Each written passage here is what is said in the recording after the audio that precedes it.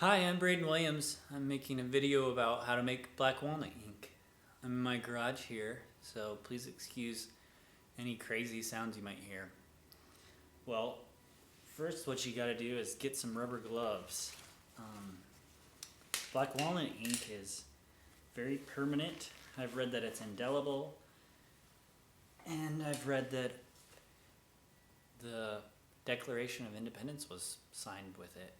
That's kind of cool. But anyway, it's gonna stain whatever it touches. These gloves are clearly stained by it, and I've had it on my hands for 2 weeks before I knew I needed to wear gloves. And so just remember that when you're using it. It'll stain carpet, whatever. So I have here a bucket of black walnuts. You'll need to use probably quite a few if you want a large amount of ink. So when you get them off the tree or off the ground in the fall, they're going to be green, but I let mine sit around a little bit so they're black. Well, what you're going to need is some metal tool, or you could probably use wood, something like that, plastic. I have this paint scraper. It has this nice concave shape that really gets good around the nut inside. You probably don't want anything super sharp because you're more scraping, not really cutting. Well, first we gotta take off this flesh. This husk is where the ink's gonna come from.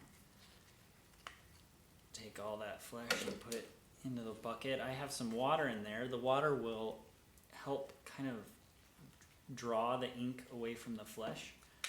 I've wondered if I've always wanted to put them in a juicer and see how that works. I've never done that. It'd be nice to try it someday. But inside is the black walnut. You can leave these out for the squirrels or eat them yourselves. I prefer to eat them myself, wash them up, crack it. Black walnuts are kind of expensive, so get a few more in here. Peel off this husk.